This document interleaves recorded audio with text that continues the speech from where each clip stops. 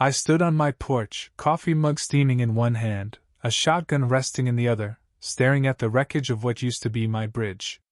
My bathrobe flapped in the morning breeze, and I wondered if I'd finally lost my grip on reality. There, atop a pile of shattered planks and tire tracks, stood HOA President Laura Hensley, grinning like she'd just saved the world. "You're welcome," she said, brushing dust off her blazer. "That ugly thing's gone." I hadn't even brushed my teeth, and this woman had already declared war. My ranch sits just outside the boundaries of Willow Creek, a ritzy neighborhood that sprouted up a decade ago when some hotshot developer bought the flatlands next to my property. Things were peaceful at first. They used the bridge my dad built in the 60s to cross the creek and reach the county road. It was a handshake deal, never written down that they could use it as long as they didn't act like they owned the place. My dad was kind. I was tolerant. But Laura? She was neither. She wielded her clipboard and walkie-talkie like a queen's scepter, belying power came from bossing people around. That bridge wasn't just wood and nails. It was the only road in and out of Willow Creek. No back gate, no detour. Their McMansions, with their manicured lawns and overpriced SUVs, were caged behind my land. Deliveries, ambulances, garbage trucks, everything depended on that bridge. And now it was a twisted heap of splinters and rebar. I stepped closer, my boots crunching on gravel, trying to process the insanity. "Laura," I said, voice low, "you did this?" She nodded, proud as a peacock. "Community decision, Tom. That bridge was a hazard. The board voted. We hired a contractor this morning." I glanced at the ground. Bulldozer tracks had torn through the soil like claw marks. The supports were ripped out, and a few planks bobbed downstream in the dry creek. My stomach nodded. "You tore it down without my permission. On my land?" She waved a manila folder, flashing papers like they were a magic wand. "We have access rights." I didn't bother looking at her documents. I stared at the ruined path, then back at her. "Laura, you just destroyed the only road to your precious neighborhood. And I own every inch of it." Her smile faltered, a crack in her armor. "It's not a big deal," she said, voice tighter. "The board can fund a new one." "Where?" I asked. "You gonna build a zip line? Fly a helicopter? That bridge was your lifeline." She crossed her arms, eyes narrowing. "You're just trying to scare me." I stepped closer, my shadow falling over her. "No, Laura. I'm just watching you reap what you sowed." Her phone rang, cutting through the tension. She answered, and her face drained of color. "What?" "He's having chest pains." Her eyes flicked to me, then away. She paced in the mud, whispering, then hung up, hands trembling. "Everything okay?" I asked, calm as a summer pond. She didn't answer, just stormed off, muttering about calling the sheriff. Back at my house, I called my lawyer, Mike.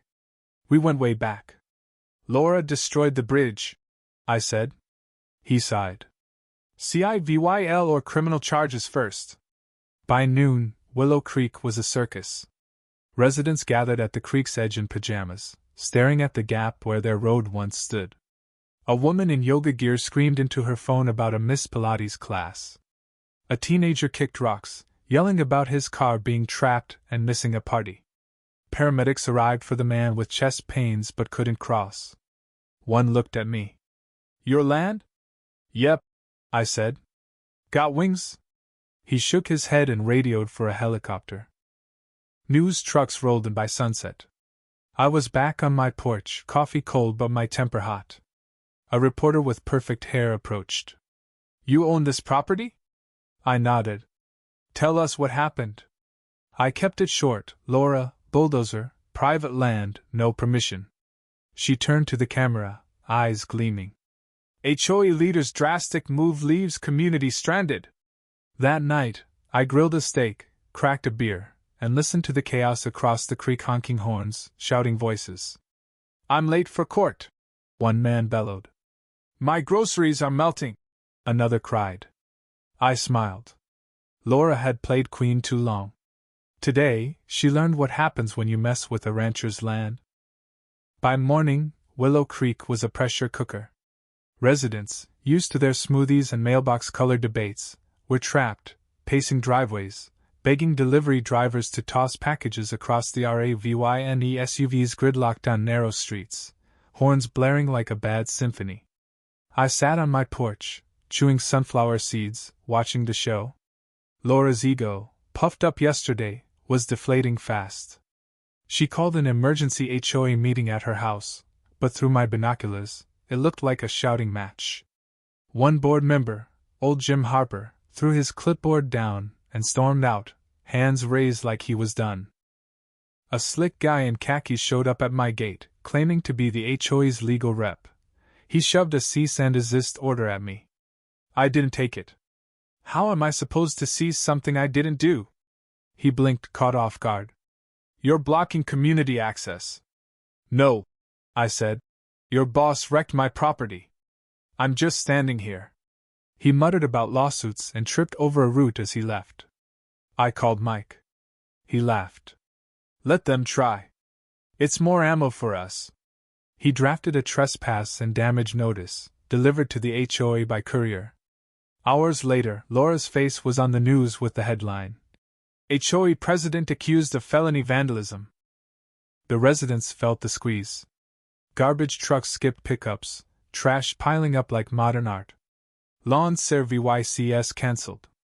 A woman named Sarah knocked on my gate, asking if her husband could cross my land to catch an Uber. I said I'd think about it.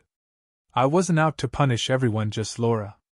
But letting her face the fallout was the only way to drive the lesson home. She tried spinning the story, telling a reporter the bridge was unsafe, and emergency demolition. Problem was, her own newsletter a month ago bragged about its 60-year strength. The news ate it up, and her lie boomeranged. Then came the rebellion.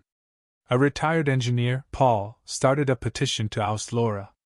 Within days, most of the neighborhood signed it, fed up with being stranded and her TV interviews. Jim Harper handed me a USB drive, saying he didn't care if it made him look bad. It had recordings of HOA meetings. One clip was gold, Laura laughing, saying, "Once that bridge is gone, maybe that stubborn rancher will sell and move. His cows and fences are holding us back." I nearly choked on my tea. The residents leaked it online. It spread like wildfire. Someone hung a banner. "Hostages of our HOA dictator. Help us, Sheriff!" Laura's allies abandoned her. She tried one last play, walking up my driveway at dusk, heels sinking in dirt, flashlight shaking.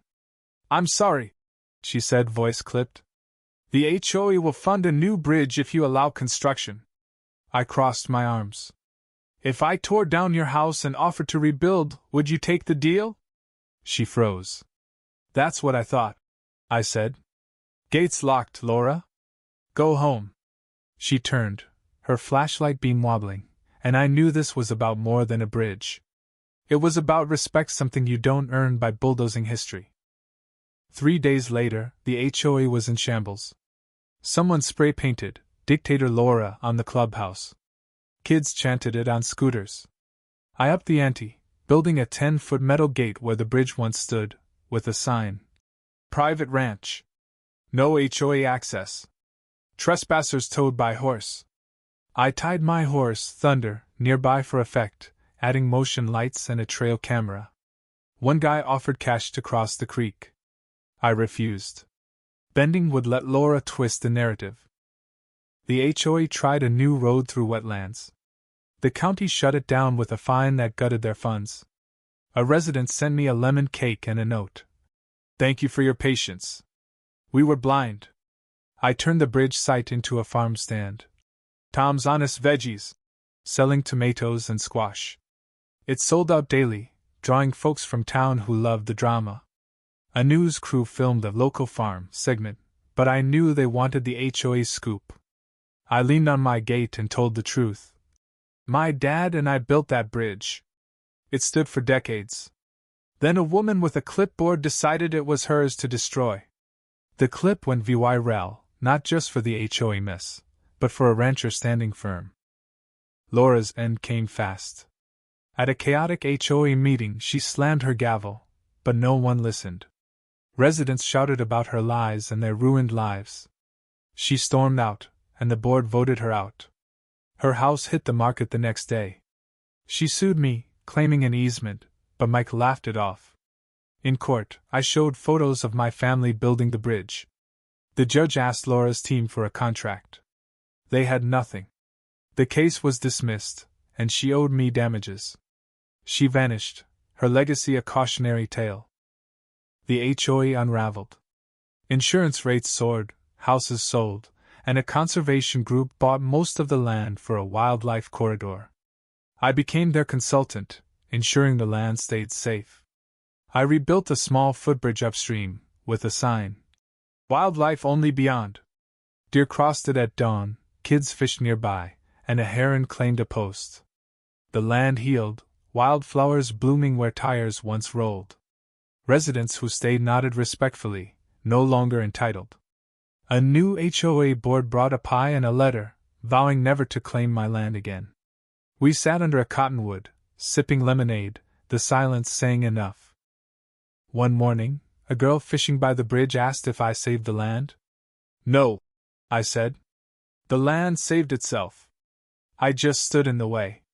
Near the creek, I built a PA-VY lion with a plaque, in memory of those who build bridges that last. People sat there, not knowing the full story, but feeling its weight. Laura thought she could bulldoze my legacy. She didn't see the roots beneath history, respect, and a rancher who wouldn't budge. Out here, when you take something, it's not about revenge. It's about showing what's lost when you act without care. The land reminded her, with patience, dignity, and time, and that's stronger than any gavel she ever swung.